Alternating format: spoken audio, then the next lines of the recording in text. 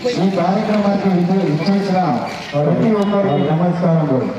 మైసమ్మ మాదిగ గారికి ఆధ్వర్యంలో కార్యక్రమం ప్రజలకు స్వాగతం కల్పిస్తున్నాం.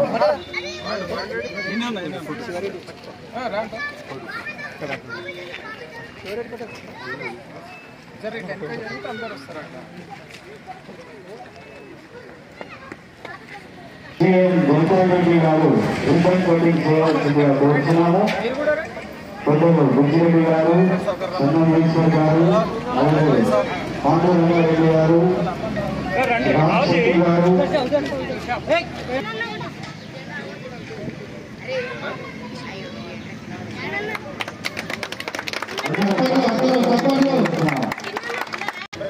దయచేసి చెప్పట్లు విడాల్సిన కోరుతున్నాము.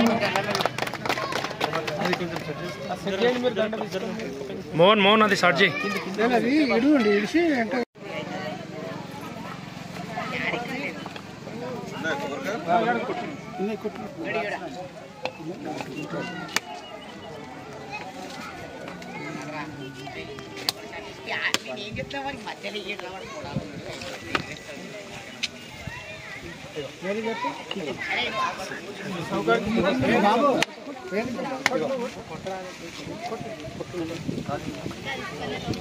కింద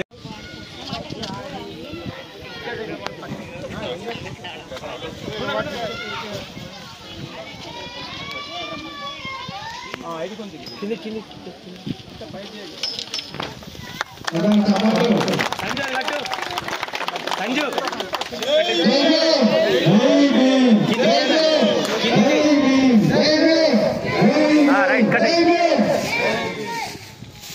बोलो भारत निर्माता डॉक्टर अंबेडकर.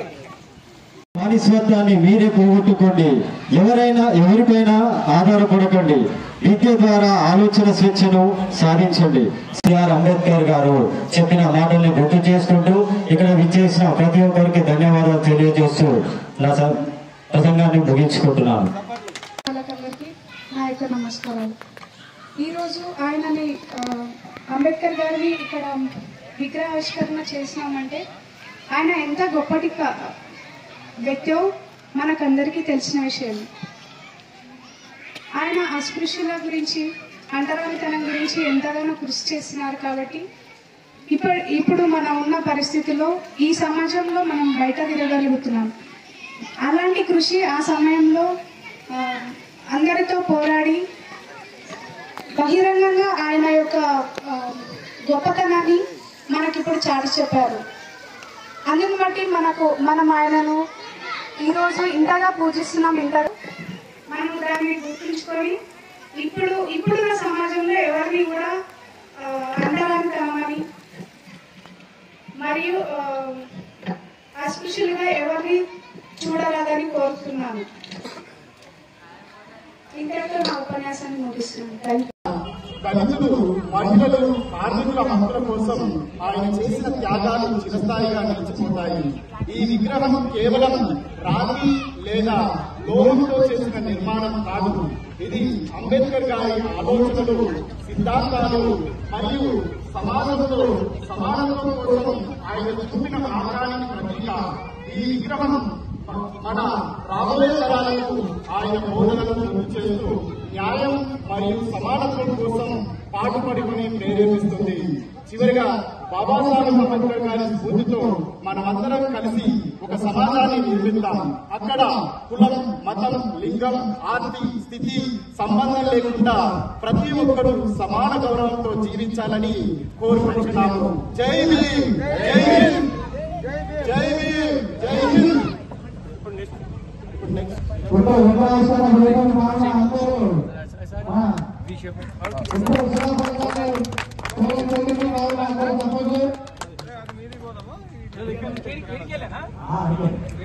ఇప్పుడు మన మాజీ పిసిసి అధ్యక్షులు స్వయం పరిపాలన సార్ వారిని ఉత్తరాన్ని ఆవిష్కరించాల్సిందిగా కోరుతున్నాము.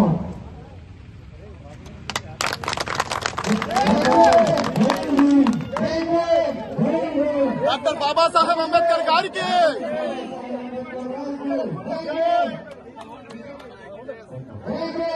పూలదండ పైకి రాజ్యాంగ నిర్మాత డాక్టర్ బాబాసాహెబ్ అంబేద్కర్ గారికి డాక్టర్ బాబాసాహెబ్ అంబేద్కర్ గారికి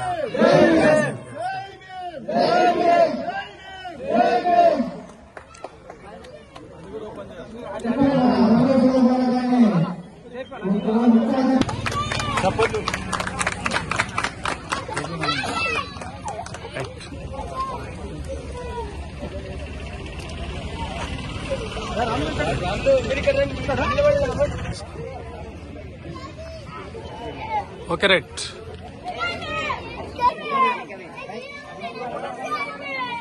right hero okay right yes right అప్పట్లో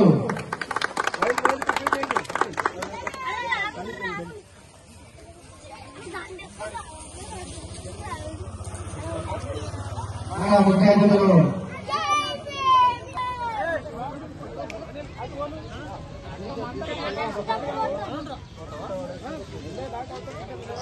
ఎక్కువ మంది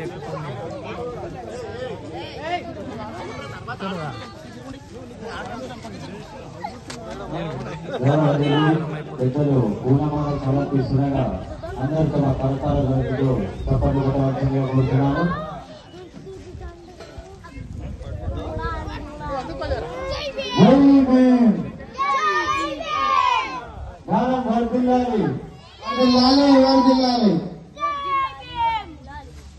అడ్డం అడ్డం తీ అడ్డం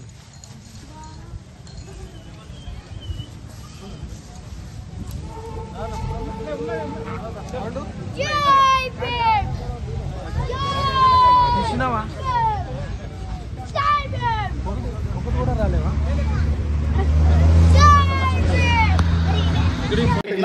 భిక్ష మాత్రమే. ప్రతి ఒక్కరికి చదువైనా మరి ఆరోగ్యపరంగా ఈఎస్ఐ అయినా ఈఎస్ఐ కార్డు లేబర్ కార్డు ఇవన్నీ సంస్కరించింది బాబాసాహెబ్ అంబేద్కర్ గారు. ఆయన ఆర్థికవేత్త సామాజికవేత్త అన్ని రంగాల్లో పరిణితి చెందిన వ్యక్తి. ఇలాంటి మహనీయుని మనం స్మరించుకోవడం ఎంతో మనకు పుణ్యం. ఎందుకంటే ఆ మహనీయుని అడుగుజాడలో నడిస్తే ఆ యొక్క మహనీయుని ఆశయాలు మనం తెలుసుకుంటే మన దేశం ఎంతో పురోగతి చెందుతుంది. ఆ మహనీయుడు చేసిన కృషి వల్లనే నేడు మన ఆర్బీఐ వ్యవస్థ అనేది ఇంత బలంగా ఉండగలిగింది.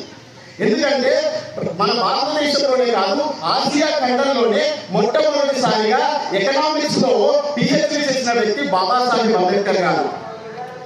ఎకనామిక్స్ అందరూ అప్పటివరకు హిస్టరీ చదివారు, సైన్స్ చదివారు, కానీ ఎకనామిక్స్ మన ఆసియా ఖండంలో ఎవరు చదవలేదు. ఎకనామిక్స్ లో మొట్టమొదటి ప్రావీణ్యం పొందిన వ్యక్తి, పిహెచ్డి సాధించిన వ్యక్తి ఎవరైతే ఉన్నారో మన ఆసియా ఖండంలో బాబాసాహెబ్ అంబేద్కర్ గారు మాత్రమే. ఈ బాబాసాహెబ్ అంబేద్కర్ గారికి 64 సబ్జెక్టులలో ప్రావీణ్యం ఉన్నది. 18 పిహెచ్డీలు సంపాదించాడు, 18 డిగ్రీలు సంపాదించాడు, 4 పిహెచ్డీలు చదివాడు. కేవలము ఈ బాబాసాహెబ్ అంబేద్కర్ గారు మాత్రమే ఒక్కరు మాత్రమే ఎక్కువగా విద్యను అభ్యసించారు మన ప్రపంచంలో. ఇలాంటి మేధావి ఎక్కడా లేదు. ఆయనను మన దేశంలో పెట్టుకొని మనం దళిత నాయకుడిగా చేస్తున్నాము. ప్రతి ఒక్కరికి ఆదర్శం. దళితులకు మాత్రమే కాదు, బీసీలకు మాత్రమే కాదు, ఎస్సీలకు మాత్రమే కాదు, ఓసీలకు మాత్రమే కాదు, మన దేశంలో అన్ని వర్గాల వారికి, అన్ని రకాల జాతుల వారికి ఆదర్శమైన వ్యక్తి ఎవరైనా ఉన్నారంటే కేవలం బాబాసాహెబ్ అంబేద్కర్ గారు మాత్రమే. ఆయన చేసిన కృషి వల్లనే, ఆయన చేసిన ఈ యొక్క మంచి పనుల వల్లనే నేను మన దేశం ముందుకు సాగగలుగుతున్నాను. అలాంటి వ్యక్తిని మనం ప్రతిరోజు స్మరించుకోవడమే కాకుండా ఆయనను తెలుసుకోవాలి. ఆయనను తెలుసుకొని ఆయన ఏ విధంగా మన కోసం కృషి చేసిందో ఆ కృషికి ప్రతిఫలం దక్కాలి అంటే ఆయన ఆశయాలను మనం వెంబడించాలి. ఆయన ఆశయాలు ఏంటని తెలుసుకుంటే సమానత్వమైన ఆశయం. ప్రతి ఒక్కరు సమానంగా ఉండాలి. ఏ ఒక్కరు ఎక్కువ కాదు, ఏ ఒక్కరు తక్కువ కాదు అనేది నిరాకరించిన మొట్టమొదటి వ్యక్తి బాబాసాహెబ్ గారు. మనందరినీ సమానమైన హోదాలు ఉంచాలనుకున్నాడు. మనము ఉన్నత స్థితి ఎదగాలని కోరుకున్నాడు. అలాంటి వ్యక్తిని మనం ఆదర్శంగా తీసుకొని, అలాంటి వ్యక్తిని మనం స్ఫూర్తిగా తీసుకొని ముందుకు వెళ్తే మన దేశం ఎంతో బాగుపడుతుంది, మన గ్రామం ఎంతో బాగుపడుతుంది. వ్యక్తిగతంగా మనము కూడా అభివృద్ధిలోకి వస్తాము. ప్రతి వ్యక్తి అభివృద్ధిలోకి రావాలి అంటే మనం బాబాసాహెబ్ గారి యొక్క రచనలు తెలుసుకోవాలి. ఆయన ఎన్నో సంపుట్లు రాశాడు, 21 సంపుట్లు రాశాడు. అందులో ఉన్న రహస్యాలు తెలుసుకుంటే మనకి ఎంతో జ్ఞానం వస్తుంది. బాబాసాహెబ్ అంబేద్కర్ గారు అన్నారు, బోధించు, సమీకరించు, పోరాడు అంటారు. మనం ప్రతి ఒక్కరికి బోధించాలి, జనాలను సమీకరించాలి, మంచి కోసం పోరాడాలి. మంచి కోసం పోరాడి ఆ ఆశయాల కోసం ఎవరైతే నిలబడతారో ఖచ్చితంగా అభివృద్ధి పథంలో మనం నడవగలుగుతాము. ఈ అవకాశాన్ని ఇచ్చినందుకు ధన్యవాదాలు. అలాగే ఈ యొక్క విగ్రహం ఈ రోజు ఇక్కడ నిలబడిందంటే దానికి కారణం మన ప్రియతమ నాయకుడు జైపాల్ రెడ్డి గారు మాత్రమే. ఈ రోజు ఆ విగ్రహం దానం చేయకపోతే మన ఊర్లో ఈ విగ్రహం ఉండేది కాదు. ప్రతి గ్రామంలో అంబేద్కర్ గారి విగ్రహం ఉన్నది, ప్రతి గ్రామంలో కమ్యూనిటీ హాల్స్ ఉన్నాయి, కానీ మన మంచమ్మ గ్రామంలో లేదు. అయితే ఈ విషయాన్ని వాళ్ళు తెలుసుకొని మన కోసం ఆలోచించి జాతిరత్నాన్ని, భారతరత్నాన్ని ఇక్కడ నిలబెట్టాలని ఎంతగానో కృషి చేసి ఈ మన యొక్క అతిథులుగా విచ్చేసి ఈ యొక్క విగ్రహాన్ని దాతగా సమర్పించినందుకు జైపాల్ రెడ్డి సార్ గారికి ఎంతో కృతజ్ఞతలు తెలియజేస్తున్నాను. అదే విధంగా మాకు సహకరించిన మాజీ అన్న జైపాల్ రెడ్డి గారికి, అలాగే వారితో పాటు ఇతర పెద్దలందరూ, గ్రామస్తులు, నా తోటి మిత్రులు అందరికీ మరొకసారి బాబాసాహెబ్ గారి జయంతిని పురస్కరించుకొని ఈ కార్యక్రమాన్ని నిర్వహిస్తున్నటువంటి ప్రతి ఒక్కరికి ధన్యవాదాలు తెలియజేస్తూ శుభాకాంక్షలు కూడా తెలియజేసుకుంటున్నాను. ఇక్కడ కూర్చున్న వాళ్ళు, స్టేజ్ పైన కూర్చున్న వాళ్ళు కూడా ఆయన రుణం తీర్చుకోవాలంటే ఒకటే ఒక మార్గం, విద్య. దయచేసి ప్రతి ఒక్కరు మీ టర్న్ అయిపోతుంది అనుకుంటే మీ పిల్లలకు, వారి పిల్లలకు మంచి సరైన విద్యాభ్యాసాలు నేర్పిస్తారని చెప్పేసి భావిస్తూ ఈ అవకాశం ఇచ్చిన ప్రతి ఒక్కరికి మరొకసారి ధన్యవాదాలు తెలియజేస్తూ సెలవు తీసుకుంటున్నాను. అప్పటి కాలంలో ఎంతో కష్టపడి అవకాశాలు లేకున్నా కానీ అవకాశాలు కల్పించుకొని ఉన్నత విద్య చేపట్టినందువల్ల బాబాసాహెబ్ అంబేద్కర్ గారు వారు ఎదగడం ఒక వంతైతే మన దేశానికి ఒక మార్గదర్శకం చూపించే విధంగా మన భారత రాజ్యాంగాన్ని చేపట్టినటువంటి గొప్ప వ్యక్తి కాగలిగినాడు. మీరు ఆలోచించండి, భారతదేశ ప్రధానమంత్రి అంబేద్కర్ గారు కాంగ్రెస్ పార్టీలో లేకున్నా కానీ అంబేద్కర్ గారు చదివినటువంటి చదువుకు గౌరవిస్తూ వారికి ఉన్నటువంటి జ్ఞానానికి విలువనిస్తూ మరి మీరే రాజ్యాంగాన్ని రాయండి అని పిలిచి మరీ కోరి అంబేద్కర్ గారితో రాజ్యాంగాన్ని రాయించుకున్నారు. వారు రాసిన రాజ్యాంగం వల్లనే ఈరోజు మన సమాజంలో అందరికీ సమన్యాయం, అందరికీ అవకాశాలు, అందరికీ అభివృద్ధి ఫలాలు లభించే విధంగా వారు రాజ్యాంగాన్ని రాసినారు. మీరు ఆలోచించండి, పెద్దలు మాట్లాడినట్టు ఈరోజు విద్యకు కానివ్వండి అందరికీ అవకాశాలు దొరుకుతున్నాయి. ఎస్సీలకు, ఎస్టీలకు, మైనారిటీలకు, బీసీలకు ప్రతి ఒక్కరు కూడా సంక్షేమ ఫలాలు లభిస్తున్నాయి. అలాగే ఉద్యోగ అవకాశాల్లో కూడా అందరికీ కూడా రిజర్వేషన్లు కల్పిస్తూ ఉన్నారు ప్రభుత్వం. మరి ఇదంతా ఒకవైపు అయితే అంబేద్కర్ గారు రాసిన రాజ్యాంగం వల్లనే ప్రతి ఒక్కరికి కూడా ఓటు హక్కు లభించింది. అంటే మనకు కావలసిన నాయకుడిని మన చేతుల ద్వారా, మన ఓటు ద్వారా ఎన్నుకునే హక్కును మనకు కల్పించింది కూడా ఈ రాజ్యాంగం, శ్రీ అంబేద్కర్ గారు రాసిన రాజ్యాంగం వల్ల. ఈరోజు ఆలోచించండి, మన ప్రాంతంలో ఒక ఎస్సీ ఎమ్మెల్యేను మనం ఎన్నుకోగలుగుతున్నాం. మన దేశ రాష్ట్రపతి ఎవరంటే ఒక ఎస్టీ మహిళ. ఆమె కంటే ముందు ఒక ఎస్సీ శ్రీ రామ్నాథ్ కోవింద్ గారు. 20 ఏళ్ల కింద మన ప్రెసిడెంట్ ఎవరంటే మీకు అందరికీ తెలుసు, శ్రీ అబ్దుల్ కలాం గారు, పెద్ద సైంటిస్ట్. మరి వీళ్ళందరూ కూడా ఆ బాధ్యతలు చేపట్టినంటే మీరు ఒక్కసారి ఆలోచించండి, అందరూ కూడా విద్యావంతులు. కలాం గారైనా, రామ్నాథ్ కోవింద్ గారైనా, మరి ఇప్పుడు ఉన్నటువంటి మనకు గౌతమి ముర్ము గారైనా, వాళ్ళందరూ కూడా చదువుకుని బాగా పైకి వచ్చినారు. సోదరులు బుచ్చిరెడ్డి గారు చెప్పినారు, మనకు వచ్చే అవకాశం, మనకు సమాజంలో ఈక్వల్ ఆపర్చునిటీస్ రావాలంటే ఖచ్చితంగా మంచి చదువు ఒక్కటే అందరికీ సమానంగా చూసేది. రానున్న సమయంలో మంచిగా చదువుకుంటే భవిష్యత్తు ప్రతి ఒక్కరు కూడా మంచిగా ఉంటుంది. మరి అసమానతలు చాలా మట్టుకు తొలగిపోయినాయి. ఇంకా మున్ముందు తొలగిపోవాలంటే ఖచ్చితంగా పిల్లలందరినీ కూడా మనం చదివించుకోవాలి. కేవలం 10th వరకు కాదు, 12th వరకు కాదు, డిగ్రీలు ఆ పైన పీజీలు చదివితేనే ఈ రోజుల్లో భవిష్యత్తు మంచిగా ఉంటుంది. మరి ప్రతి ఒక్కరు కూడా ఇది గుర్తుంచుకోవాలి. ఎందుకంటే బాబాసాహెబ్ అంబేద్కర్ తపన కూడా అదే. ఈ పేదవాళ్ళందరూ కూడా చదువుకోవాలి, చదువుకుంటేనే వాళ్ళందరూ పైకి వస్తారని వాళ్ళు ఇవన్నీ మనకు కల్పించినారు. కాబట్టి ఈ అవకాశాలన్నీ కూడా మనం సద్వినియోగం చేసుకోవాలని మీ అందరికీ కోరుకుంటూ, మరో పెద్ద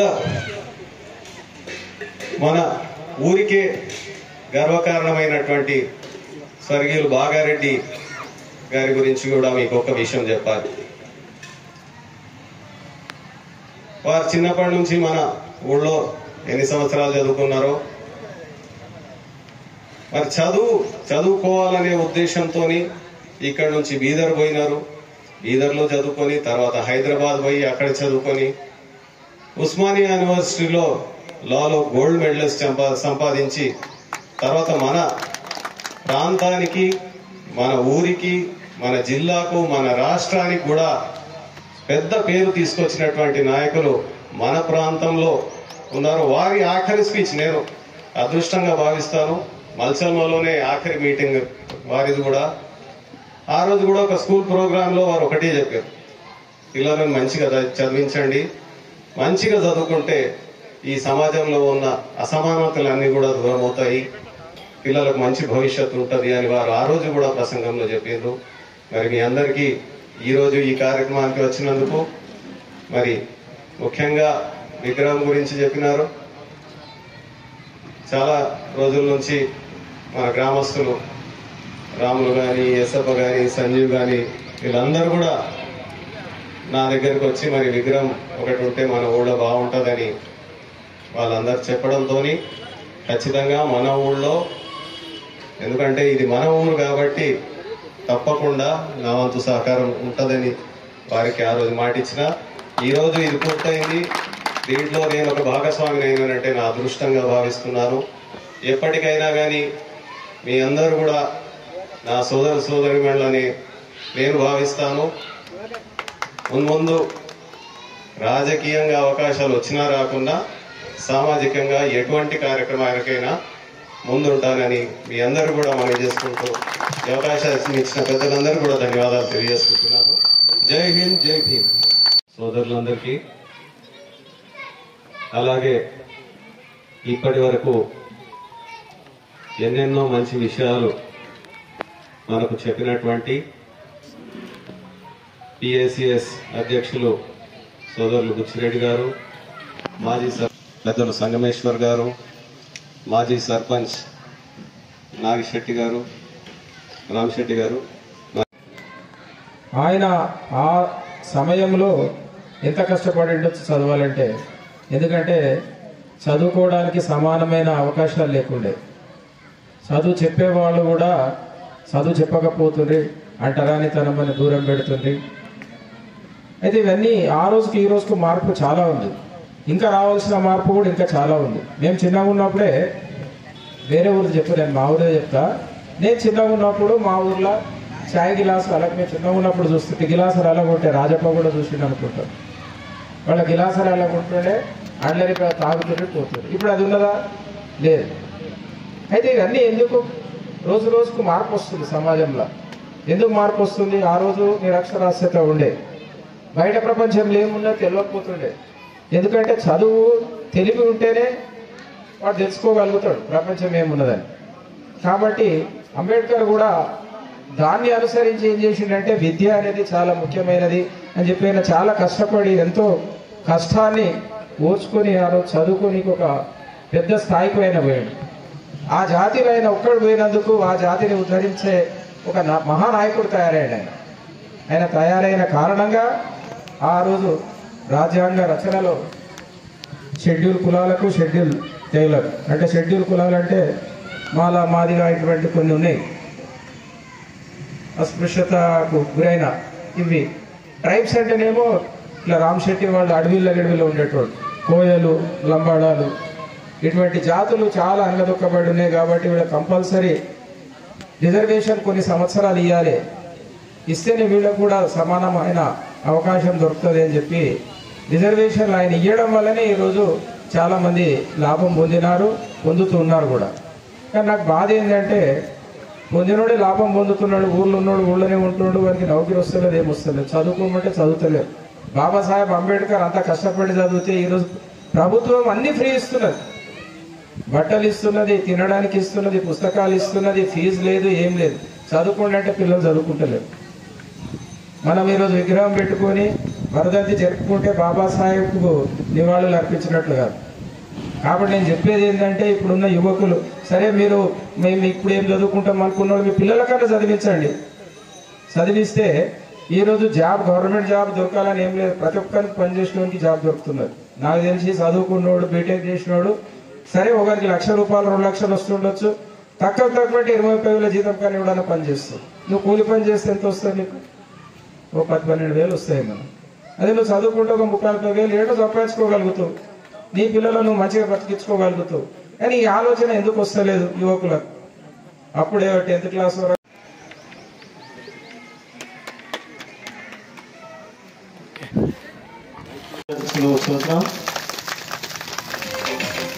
అందరూ చప్పట్లతో కేక్ కటింగ్ ప్రోగ్రామ్ ని చేయాలి. దయచేసి ఎవరు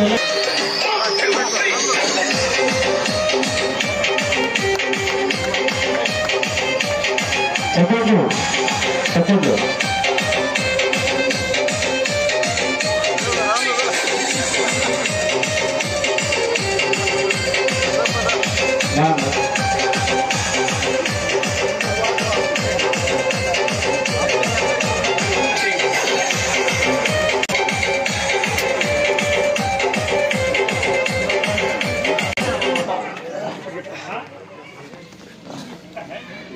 డాక్టర్ బాబాసాహెబ్ విగ్రహ ఆవిష్కరణకు మరియు జయంతి వేడుకలకు మా ఆహ్వానాన్ని మన్నించి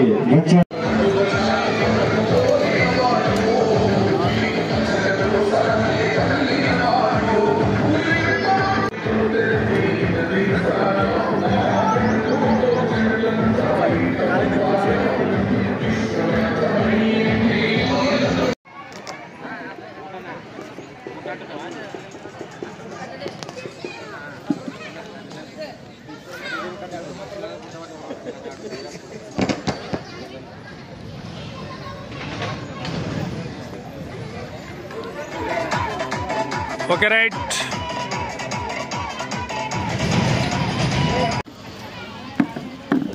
జై భీమ్. ఈరోజు మల్చెల్మ గ్రామంలో మాదిగ జాగృతి సంఘం ఆధ్వర్యంలో డాక్టర్ బాబాసాహెబ్ అంబేద్కర్ గారి విగ్రహ ఆవిష్కరణ మరియు 134వ జయంతి ఉత్సవాలు జరగడం జరిగింది. ఈ యొక్క విగ్రహాన్ని స్పాన్సర్ చేసింది గౌరవనీయులు శ్రీ జైపాల్ రెడ్డి సార్ గారు స్పాన్సర్ చేసి ఆవిష్కరించడం జరిగింది. ముఖ్య అతిథులుగా బుచ్చిరెడ్డి గారు, పాండురంగారెడ్డి గారు, సంగమేశ్వర్ గారు అతిథులుగా వచ్చి ఈ యొక్క ప్రోగ్రాన్ని నిర్వహించడం జరిగింది. డాక్టర్ బిఆర్ అంబేద్కర్ జయంతి సందర్భంగా గ్రామ ప్రజలందరూ పాల్గొని ఈ యొక్క ఉత్సవంలో ఎంతో చురుకుగా పాల్గొన్నారు. ప్రతి ఒక్కరూ పాల్గొని ఈ యొక్క కార్యక్రమాన్ని విజయవంతం చేశారు కనుక అందరికీ ధన్యవాదాలు తెలియజేస్తున్నాను.